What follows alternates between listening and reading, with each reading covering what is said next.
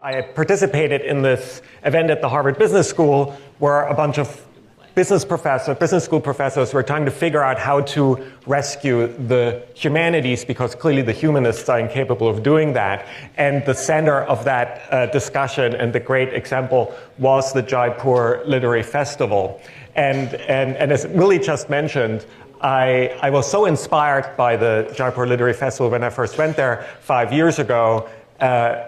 Just in the middle of writing this book, which essentially tells the story of literature from the invention of writing to the present, that I was trying to figure out how should I end this story? Where should this story of literature, the 4,000 years of literature, end? And I decided, of course, it has to end at the Jaipur Literary Festival. That's where world literature happens today.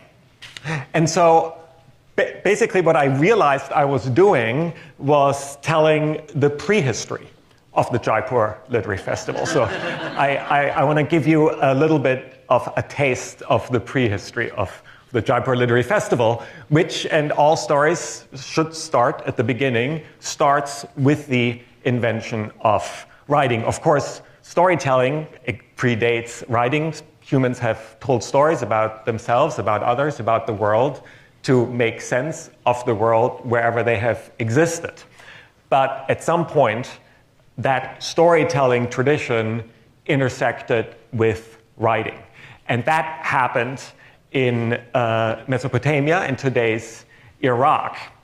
Now, we don't know, of course, how the invention of writing really happened.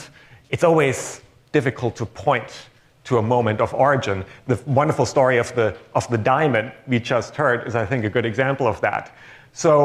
But there is a story Mesopotamian scribes told about the invention of writing, a story that's itself over 3,000 years old, that I think gives us an inkling of how this happened. And the story is set in the city of Uruk in today's Iraq, really one of the first urban spaces in history made possible by a new form of intensive agriculture. So the king of Uruk, king of this growing and important state, has his eyes set, in fact, on the metals and minerals of the mountain state of Arata. So what he does, he sends a messenger to the mountain state of Arata and threatens the ruler of Arata and demands allegiance. The ruler of Arata is not very impressed by these threats. He sends the messenger back with a challenge. The king of Uruk meets the challenge, and still the king of Arata won't give in. And all the while, the messenger is running back and forth between the city of Uruk, which is in the floodplains between the rivers Tigris and Euphrates, and that mountain realm. And both kings get angrier and angrier.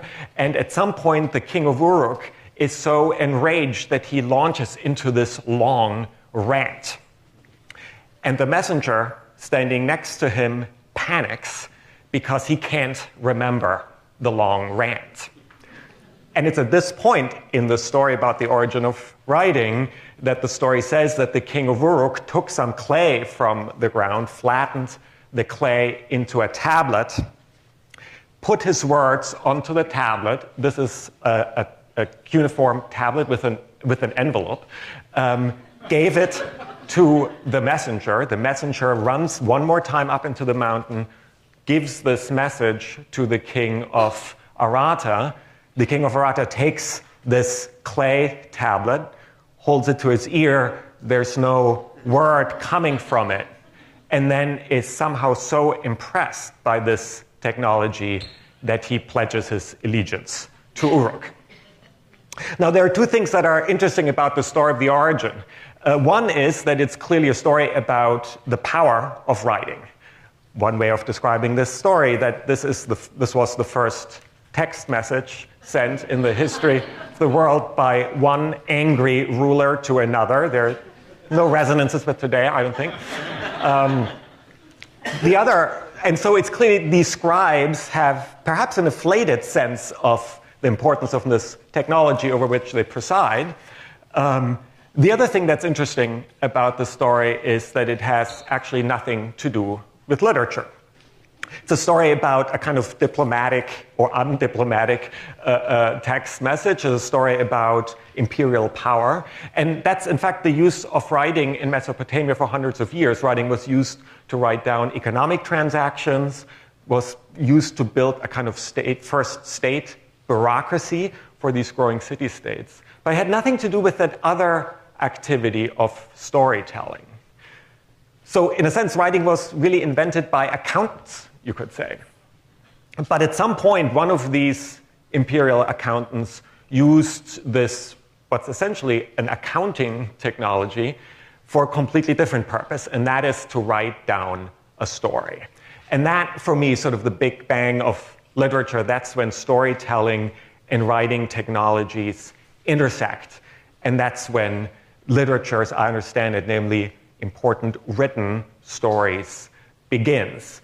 And because that's how I start, and that's what I see sort of as the definition of literature, the intersection of storytelling and writing technologies, the subsequent story I tell is one that combines these two things, different forms of storytelling that have evolved since then in connection to different forms of writing technologies.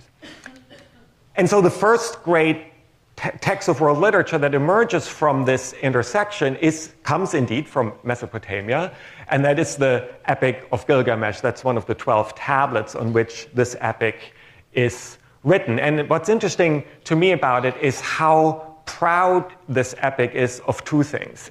First, of the city of Uruk, where that story about the invention of writing I just mentioned takes place. King Gilgamesh is the king of Uruk, and is seen as one of its great kings. The other is how proud the epic is of writing. It presents itself as being written down. King Gilgamesh is celebrated as a writer king, and it is very clearly very proud of this achievement of Mesopotamian civilization, namely writing. And that's very different from other ancient epics, especially and including the Homeric epics, which present themselves as being sung orally. And in fact, in the entirety of the Iliad and the Odyssey, there is, with one small exception, no reference to writing. The world of Homer is a pre-literate world, and it presents itself as being sung rather than written. The much older Epic of Gilgamesh is different. It knows it's written, it celebrates the written world, and it celebrates the technology of writing, which is incisions on clay. And I think one reason is that this entire marvel of civilization, the city of Uruk, is really a marvel made out of clay.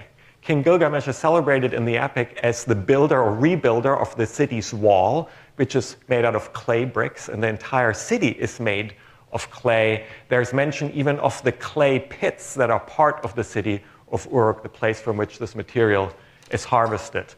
But the most celebrated, the most important use of this material is, of course, this, namely the clay tablets on which this first written writing-based civilization emerges. So that's, in a sense, the first stage of literature, the first intersection of storytelling and writing technologies. And as writing itself spreads to other parts of the world, similar things happen, that you have these oral stories that enter the world of writing. You have scribes that are trained in this still very difficult craft of writing, and the result is what I call these foundational texts that become reference points for entire regions and entire civilizations. Fragments of the Epic of Gilgamesh were found all over the Near East, and it's very clear that, in a sense, what happens to that first text message from the king of Uruk, sent to a rival who is being subdued, happens to the Epic of Gilgamesh, that this text was being exported to this, what was really the first territorial state in the history of human civilization. And that lets me appreciate the importance, maybe we would call it soft power, of these written stories. I want to move on to perhaps a second stage or second chapter in the story of literature, and that's sort of a twist on these foundational texts that happen when oral storytelling intersects with writing technology. That scene, or that episode, is situated not all that far from the city of Uruk. It takes place in Babylon, and it is set amongst a group of Jerusalem exiles that are driven from Jerusalem, which has been destroyed, into Babylonian exile. And very interesting things happen to these Jewish exiles in Babylon. They no longer have access to their temple, so Judaism becomes a portable religion that can be practiced in exile. And the way this happens is that the written stories of the Jews become increasingly important and elaborate, because the exiled Jews in Babylon are now part of the most elaborate writing civilization still on earth. And some exiles, like for example the scribe Ezra, become Babylonian scribes, and they add to the store of written texts. And then when Ezra is allowed to gather a group of exiled Jews and return to Jerusalem, he brings with him these much more elaborate stories. They return to Jerusalem, they rebuilt the city wall, they rebuilt the temple. They are now able to reinstitute Judaism as a temple practice, a practice that takes place in one place, namely in Jerusalem. But in addition, Ezra brings that Babylonian writing culture with him. And this is when this scene that for me encapsulates the next stage in the history of storytelling happens. And Ezra plans this very carefully. He constructs a wooden stage, much like this one. He gathers everybody around.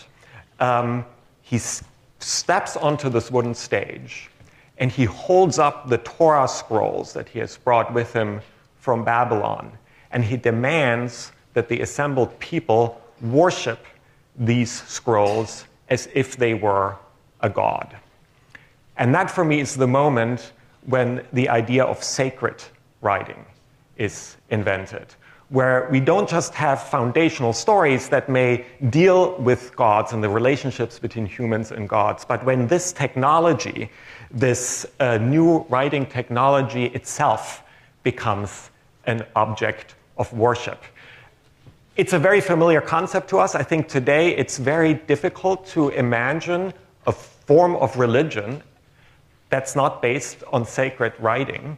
So it's a very familiar concept, but like all things, this idea had to be invented several times. And one of the places where I think it was invented was in that scene when Ezra holds up the Torah scrolls and demands obedience and allegiance to this text, to text being written down. This is a medieval a depiction of Ezra. Of course, at that time, it was the form of scroll, not as these medieval Christian monks imagined a medieval study with books. It looks more like this, one of the oldest existing Torah scrolls that was by accident discovered in the University of Bologna.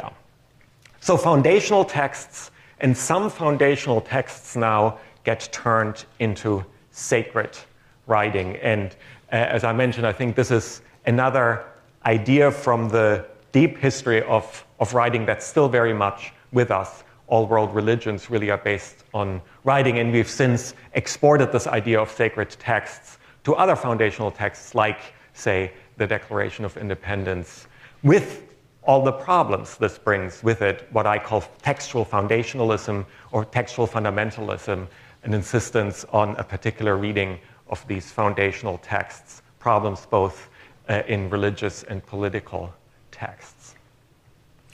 I want to rush on to the next stage in the story of literature, and that stage takes place in a couple of different places and in a very different kind of scene from the one we just encountered, where a scroll, where text is being held up for worship. This stage revolves around teachers. Teachers that live in different parts of the world, and in fact in some of the most writing-based cultures of the world. These teachers have introduced a new way of teaching and talking, not just new modes of thought, but different ways of interacting with their followers and students that demand that these students not just adopt new ways of thinking about the world, but also new ways of living. They're addressing their students and demanding of their students that they really change their lives. And this, these students do in increasing numbers. This is a picture of the first of these master teachers, the Buddha, surrounded by some of his students. This is a depiction of another such master teacher, Confucius, surrounded by his favorite students. This is, of course, David's depiction of Socrates at the moment of his death, surrounded by his students and followers. And this is a depiction of Jesus with his followers.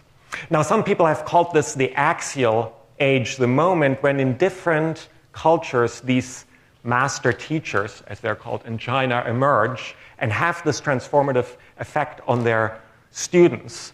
What interests me about them is really two things. The first is that they emerge in some of the most writing-intensive, most scriptural societies on Earth, with the possible exception of South Asia. The other thing is that none of these four teachers write a single word. They live in these writing-based cultures. They could have written, but they choose not to. Instead, they really depend on that live interaction with their students and followers. We don't know exactly why they chose not to write, with the exception of Socrates, who makes very elaborate arguments against this newfangled technology. He argues, among other things, that a written communication can very easily be taken out of context. It can lead to all kinds of misunderstandings because you can't ask a text follow-up questions. So there's all kinds of danger of losing control over speech. And he also worries that written texts are sort of external memory devices on which we rely and threaten to lose our own capacity of thought, even that we sort of externalize thought and knowledge. In any case, this is what these four teachers have in common. They refuse to write. They insist on that live interaction, and that goes really well. Until at some point, inevitably, these teachers die. And now the students are faced with a very interesting dilemma. What should they do? They begin these oral traditions, remembering the words of their teachers, but sooner or later, the temptation is too great, and these students start to write down their teacher's words. In a sense, they do exactly what their teacher had told them not to do. And as a teacher myself, I can say that, of course, this is what all good students do. They do exactly what you tell them not to do. The other interesting thing about these students who, in a sense, betray their teachers' ruling against writing is that they really know very well what they're doing. They know that their teacher's power had resided on this live interaction.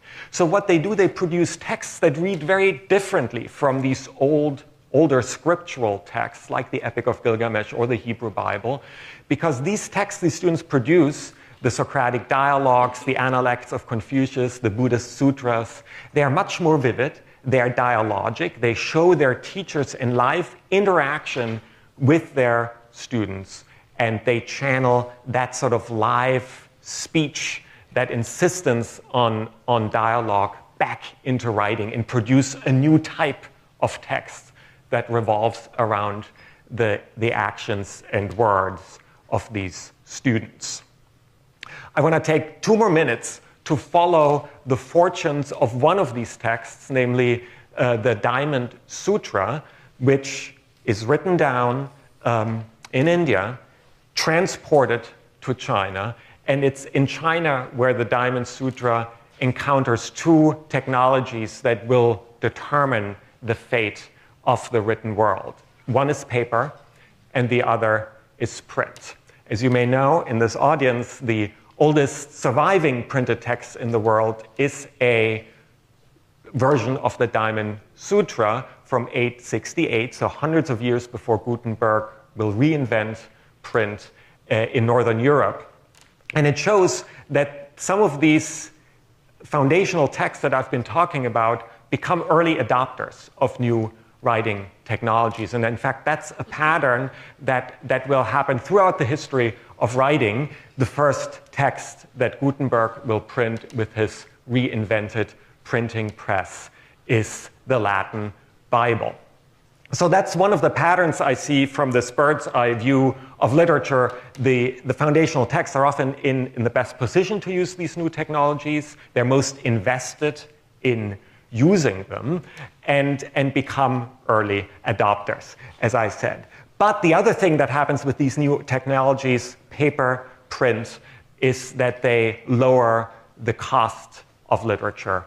And as always, when you lower the cost of something, transformative effects happen, including ticket entrance prices to the Jaipur Festival.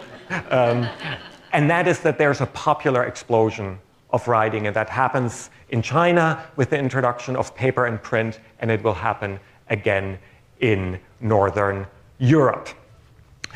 The rest of the story of literature is something that you probably know much better, because we are moving here to our present moment. And apart from being a prehistory of the Jaipur Literary Festival, this is also a prehistory of our current technological transformation of writing that is changing how stories are told, how they're read, how they're distributed, and also what kind of stories make it into writing that's happening all around us. These transformations are real and palpable. What I'm struck by is that there are also very interesting returns. I began with the clay tablet and the invention of writing. Tablets fell out of use for thousands of years. Now, of course, they are being used again. And when I see my students sitting on the floor, cross-legged with their tablets on their laps, they look just like depictions of Egyptian or Mesopotamian scribes. The other old technology is the scroll. We are, for the first time, the book had replaced the scroll as the most sort of efficient way of recording writing, but we are now scrolling down our computer screens again. And so it's interesting how, as with all revolutions, there's a kind of interesting combination of old and new. So I think I should stop here with this overview of the written world, this combination of storytelling and writing technology, and invite you to ask questions or engage in a quick dialogue. Thank you very much.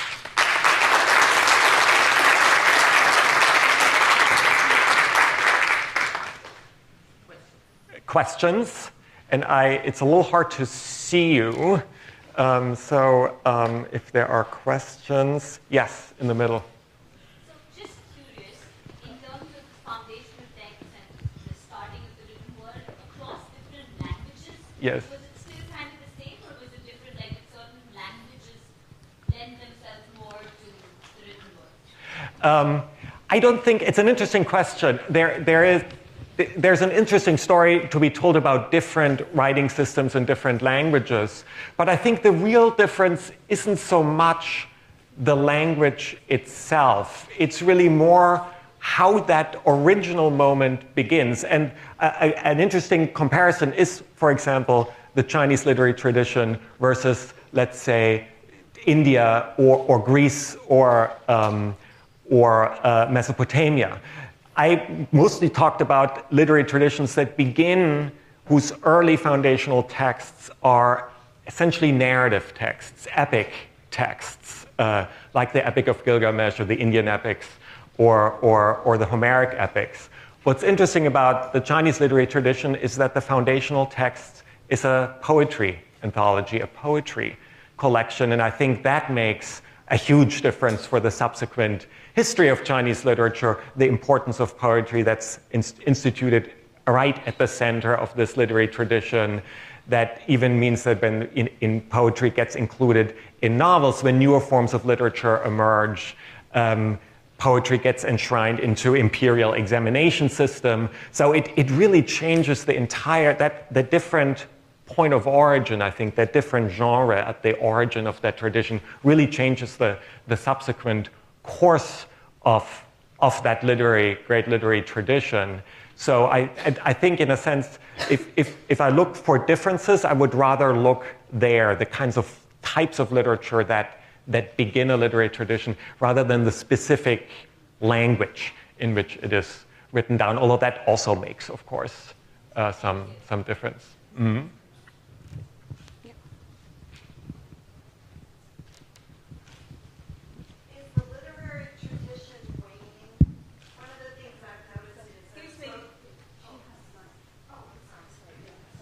Sorry. It may sound very innate, but I'm just wondering, sort of being a little blank, to be able to put things down in writing, there has to be alphabet or symbols. So to go from the oral to the written tradition, where's that link? So all the early writing systems, and it's a fascinating transition, and the story with which I begin is sort of an attempt to try to figure out in what situation would writing begin. So all the early writing systems are not alphabetic writing system. Cuneiforms, Egyptian writings, Chinese writing, none of them, they're all logographic. That is, that ideas or concepts or things are being represented in some way. And then the way writing systems mostly develop is that then some of these signs start to do double duty. They still stand for the concept of or idea or object that's being represented, and they start to stand also for the sound combination that's sort of crucially at that term. And that's when you get so-called syllabaries. And then and out of that, then later emerge alphabets. Once alphabets emerge, their ease basically wipes out most other writing systems, not all, East Asia being the great and fascinating exception to this rule. So yes, once the alphabet emerges, it takes over almost everywhere, but not entirely everywhere. Yeah.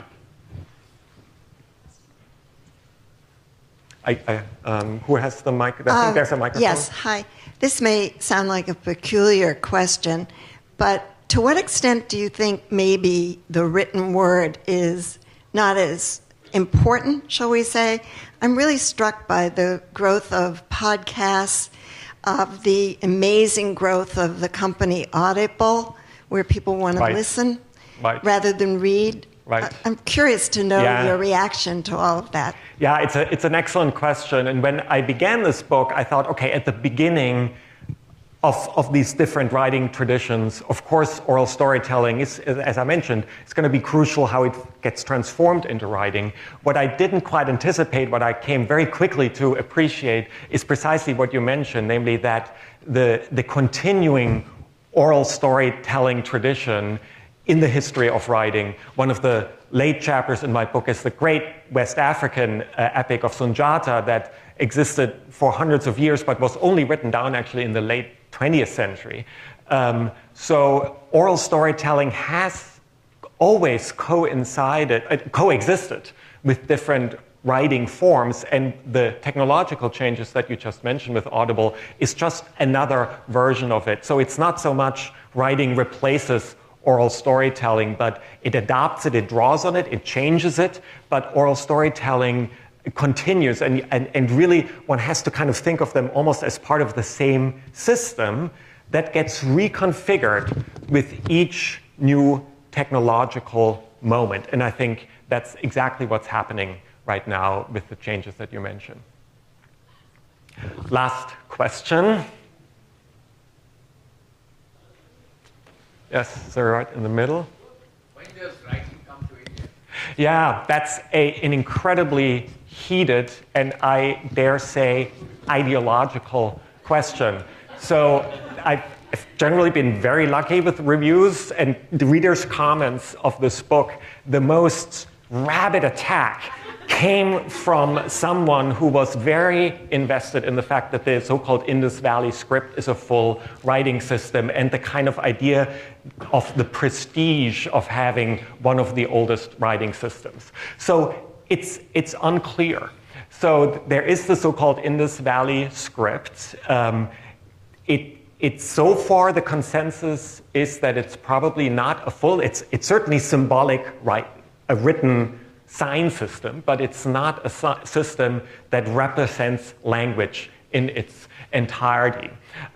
It's possible that more examples and a wider variety of symbols of the so-called Indus Valley script will be discovered, so you never know. But right now, the best guess is that it comes actually much later, and that all the great, as you probably know better than I, all the great South Asian epics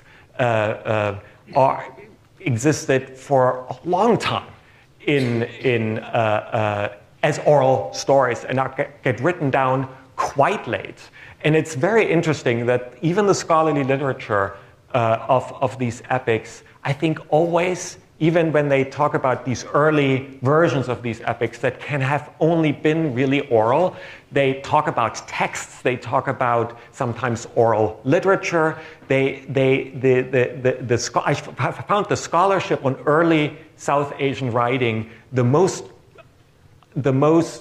obfuscating in some ways, the most heated, out of, I think, a misguided idea that the earlier, the earlier you can date your own writing system, the more prestigious. So it's a fascinating, I'm not an expert in this field, but it was a fascinating part of the research. And I think it showed how much sense of prestige and so forth is connected to this idea of writing, where I think India is a fascinating cultural sphere that shows how very long oral traditions determine this culture. The same with print. Print came very, very late to India, brought via Europe by the Portuguese. So in a sense, if I may end with this broad cultural difference, that